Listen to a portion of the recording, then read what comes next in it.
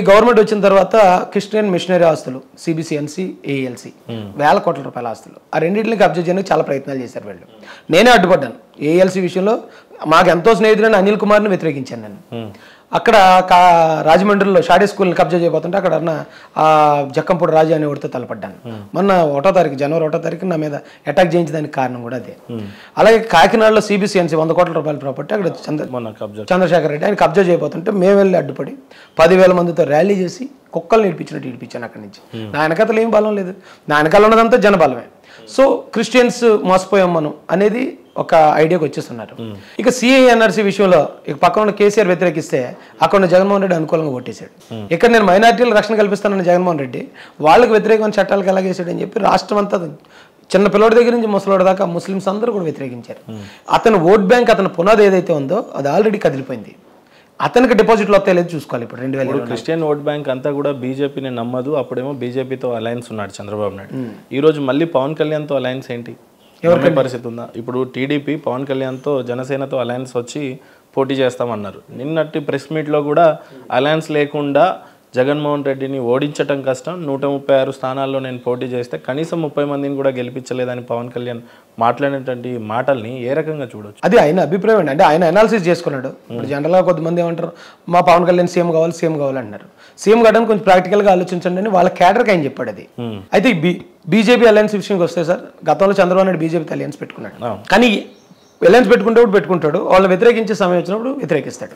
రాష్ట్ర ప్రయోజనాల కోసం ఎవరినన్నా కూడా ఎదుర్కోవడానికి చంద్రబాబు నాయుడు ఆలోచించాడు. ఆయన రాష్ట్ర ప్రయోజనాల కోసమా చంద్రబాబు నాయుడు చేసేది? ఆయన స్వలాభం కోసమా? అమరావతి పెడితే ఆయన స్వలాభం ఏముంటుంది సార్? రాష్ట్రానికే కదా ఉపయోగం. ఈరోజు హైదరాబాద్ వల్ల తెలంగాణ స్టేట్ విరాజిల్లుతుంది. దాన్ని ఎవరు కాదని నేను వాస్తవం.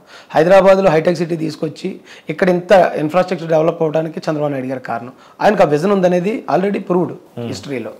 ఇప్పుడు అదే విధంగా ఆయన అమరావతిని కూడా డెవలప్ చేసి అక్కడ కూడా ఒక అభివృద్ధిని క్రియేట్ చేద్దామని. అంత పెద్ద విజనరీ లీడర్ డైరెక్ట్గా వచ్చి పోరాడచ్చు కదా, ఎందుకు మళ్ళీ జనసేనతో అలయన్స్ అంటే ఏం చెప్తారు? ఎగ్జాంపుల్ రామాయణంలో రావణాసురుడు అనేది ఒక రాక్షసుడు అనేది చెప్తారు. జగన్మోహన్ రెడ్డిని ఒక రావణాసురుడు అంటలేదండి.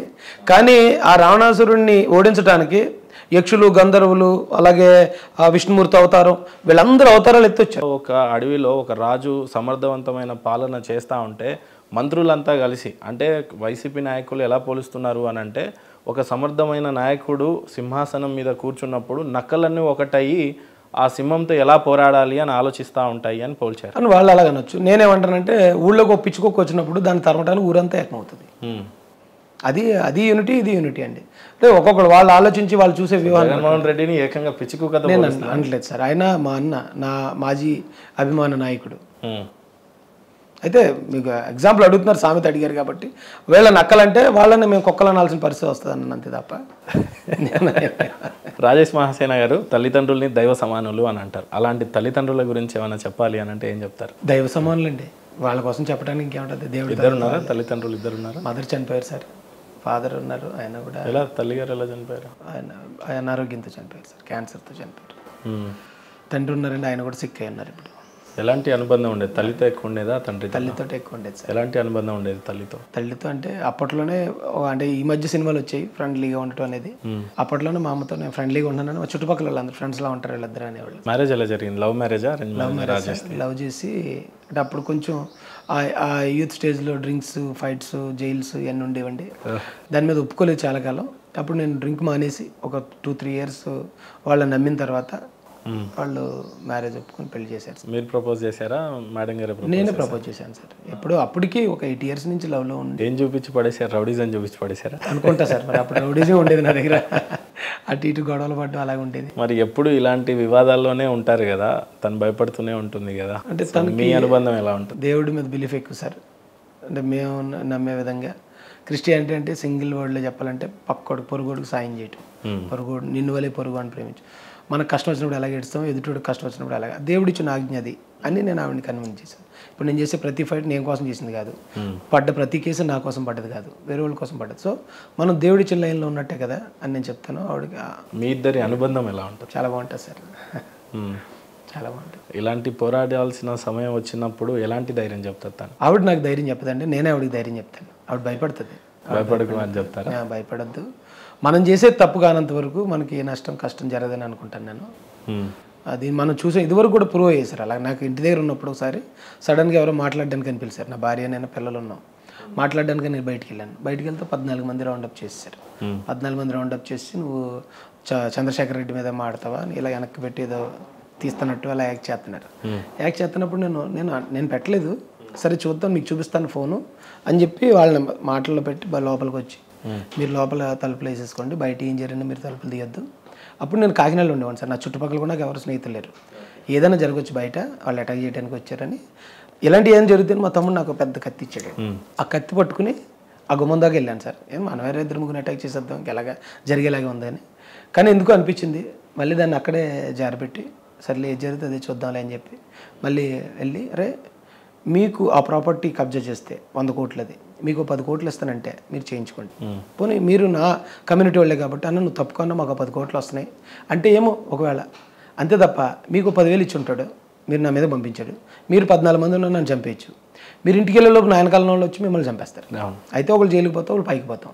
మన మధ్య ఎందుకు గొడవలని వాళ్ళ మాటల్లో జస్ట్ అలాగ మాట్లాడుతున్నాను. ఈ లోపు తను ఏం చేసిందంటే కిటికీలోంచి వీడియో తీసి 100 ఫోన్ చేస్తే పోలీసులు ఆన్ ది స్పాట్ వచ్చి వాళ్ళందరినీ పట్టుకుని వెళ్ళిపోవడం జరిగింది. అలాంటి ప్రెజర్ మొన్న రాజమండ్రిలో కూడా నేను ఒక్కడే కూర్చున్నాను కారులో. దాదాపు 200-300 మంది గంజాయి కొట్టేసి కార్ని, ఎలాగంటే కారును కొడుతున్నప్పుడు ఆ కారు అద్దాలు పగిలి వాళ్ళకి రక్తాలు చెందుతున్నా కూడా పట్టించుకోకుండా ఆ రక్తాన్ని చెందించడానికన్నా ఆ టైంకి నేను దొరికితే ఒకటి కాలు ఒకటి చెయ్యాలి ఇలా లాక్కుని పీస్గా పట్టుకెళ్తారనమాట. అలాంటిది నా కళ్ళ ముందే నేను చూశాను చావుని. 2వ సారి చావుని చూసినా నాకైతే భయం అని అనిపిస్తుంది. మరి ఎందుకు భయం అనిపిస్తుందో నాకు తెలియదండి. నా భార్యకి కూడా ఇంతంత పెద్ద సమస్యల నుంచి బయట తీసుకొస్తున్నాడు కదా, ఏదో ఒక శక్తి మనల్ని కాపాడుతున్నానే కదా, మనం న్యాయంగా ఉన్నంతసేపు మనకి ఏం నష్టం జరగదని నేను అవన్నీ కన్విన్స్ చేస్తాను. రాజేష్ మహాసేన కార్లు మెయింటైన్ చేసే కార్లు అన్నీ కూడా ఢిల్లీ రిజిస్ట్రేషన్ ప్లేట్స్ ఎందుకున్నాయి? అక్కడ అయితే కార్లు తక్కువ రేటుకి వస్తాయి సార్. అక్కడ అంటే ఇక్కడ ఒక 10 లక్షలు పెట్టుకోవాల్సింది, అక్కడ అయితే మనకు ఒక 6 లక్షలకి అలాగ వస్తుంది. చిన్న కార్లు కూడా కొనొచ్చు కదా, పెద్ద కార్లు ఎందుకు? యాక్చువల్గా అయితే పెద్ద కారే కొనాలనుకున్నాను. స్టార్టింగే నేను XUV కొన్నాను ఫస్ట్, తర్వాత ఫార్చునర్ కొన్నాను, చిన్నది కూడా షిఫ్ట్ కూడా కొనొచ్చు అప్పుడు. అయితే మేము ఉండే పరిస్థితి మా వెనుకబాటుతనానికి మేము ఎక్కడికన్నా వెళ్ళినప్పుడు కొంచెం డాబ్గానే కనిపించాలి. కొద్దిమంది ఉంటారు, ఇప్పుడు జగన్మోహన్ రెడ్డి ఉన్నాడు, అతను వైట్ షర్ట్ వేసుకుని ప్యాంట్ వేసుకుని తిరుగుతాడు, ఏమీ లేని ట్యాగ్ చేయాలి అతను, ఎందుకంటే అతను వెనక లక్షల కోట్లు ఉంది. నేను ఈరోజు గోల్డ్ వేసుకుని తిరుగుతాను లేకపోతే పెద్ద కార్లో తిరుగుతానంటే అది నా కమ్యూనిటీకి మా ఆత్మగౌరవ సమస్య. కాబట్టి మేము ఎక్కడికన్నా వెళ్ళినప్పుడు అలాగే ఎన్ని కార్లు కొన్నా మీ మీద ఏ విమర్శలు రాలేదు, కానీ ఆడి కారు కొన్నప్పుడు మాత్రం బలమైన విమర్శలే వచ్చినాయి. ఆ కార్ని మాత్రం కనుమూరు రఘురామకృష్ణరాజు మాత్రం మీకు గిఫ్ట్ ఇచ్చారు అని చెప్పేసి వాదన ఉంది. అలాంటి ఏ అవకాశం ఈ పార్టీకి నా మీద అవన్నీ ఎవిడెన్స్ అన్ని బయటకు వచ్చేసినట్టు. ఆ రోజున నేను అడిషనల్ డీజీపీ పివి సునీల్ కుమార్ని ఒక చిన్న ప్రశ్న అడిగాను. రావులపాలెం ఘటనలో 18 మంది పిల్లల్ని అంబేద్కర్ ఫోటో ప్లేట్లు వేసాడు, ఆ రెడ్డిని ప్రశ్నించారనే కారణంతో వాళ్ళు తీసుకెళ్లి జైల్లో పెట్టారు. జగన్మోహన్ రెడ్డి ఒక రెడ్డి, అక్కడ ఎమ్మెల్యే చెర్ల జగ్గిరెడ్డి ఒక రెడ్డి, అక్కడ డిఎస్పీ ఒక రెడ్డి, అక్కడ ఎస్పీ ఒక రెడ్డి. ఇక అక్కడ ఎస్సీలకి న్యాయం ఎలా జరుగుతుందయ్యా? నువ్వు ఏమని ఒక సంస్థ పెట్టావు, నేను దళితుల కోసం అయితే పనిచేస్తున్నాను, ఎస్సీ అధికారులు చాలా మంది ఉన్నారు, వాళ్ళందరినీ అడగకుండా నిన్నెందుకు అడుగుతున్నానంటే నువ్వు ఆల్రెడీ కమ్యూనిటీ కోసం పనిచేస్తున్నాను, అడిషనల్ డీజీపీ స్థాయిలో ఉన్నావు, ఒక్క ఫోన్ అక్కడ కొట్టే తప్పుడు కేసు పెట్టారు, దాన్ని తీయండి అంటే అయిపోద్ది కదా, ఒక్కసారి వచ్చి అలా ప్రశ్నించన్నా అన్నాను నేను. మమ్మల్ని క్వశ్చన్ చేస్తారా అని చెప్పి ఆ సంస్థలు మమ్మల్ని బూతులు తిట్టారు. బూతులు తిడితే ఇక్కడ తెలంగాణ నుంచి మా వర్కింగ్ ప్రెసిడెంట్ సన్నిధి పక్కన ఆయన కోపం వచ్చింది. లాగు ఉదాల వద్ది రాయేషన్ జోలికి వస్తే అని ఒక వీడియో పెట్టాడు. ఎవరిని? పివి సునీల్ కుమార్ని అన్నాడు ఆయన. అంటే అది కేసు పెట్టాడు. ఆయన మీద కేసు పెడితే పర్వాలేదండి, ఆయన మీద ఏటుగా నా మీద పెట్టి కేసు ఎక్కడ శ్రీకాకుళం అంటే ఏపీ చివరి అనమాట, అక్కడ దాకా 300 కిలోమీటర్లు రప్పించి ఉదయం నుంచి సాయంత్రం దాకా ఒక ఆర్థిక నేరగాన్ని ప్రశ్నిస్తారు చూడండి. ఆల్మోస్ట్ మీరు అలాగే చేస్తున్నారు అనుకోండి. అలాగా మీకు ఎక్కడి నుంచి వస్తుంది, మీ సోర్స్లు ఏంటి, మీ బ్యాంక్ అకౌంట్లు ఏంటి, మీ వివరాలు ఏంటి అని అడుగుతున్నాడు సిఐ. కేసు ఏంటి? తిట్టడం. ఆ తిట్టడానికి ఎంతవరకు కేసు? అది పెట్టుకో. ఆయన ఒప్పుకున్నాడు, వీడియోలో ఆయన ఉన్నాడు, ఆయన మాట్లాడిన సెల్ ఫోన్ నీకు హ్యాండ్ ఓవర్ చేశాడు. నా అకౌంట్స్తో నీకు సంబంధం ఏంటి? ఆయన పోలీసులు తలుచుకుంటే నా ఆధార్ కార్డు కోరితే నాకు ఎన్ని అకౌంట్లో ఉన్నాయో తెలీదా? మీరు వెళ్ళి అకౌంట్ దగ్గరికి వెళ్ళి ఏం ట్రాన్సాక్షన్ జరిగాయంటే చెప్పరా? మీరు ఎందుకు ఇదంతా నన్ను ఇంత ఇబ్బంది పెడుతున్నారు, ఎందుకు ఇలాంటి ఇబ్బందులు భయపడేవాడు కాదని గట్టిగా మాట్లాడితే నన్ను పక్కన పెట్టి, రైష్ గారు మీరు లీడర్ పక్కన కూర్చోండి, మీరు ఇక్కడ ఏంటండి, ఈ కుర్రోడిని షర్ట్ తీసి కొట్టి వీడియో తీసి పైన వాడికి పంపించాడట.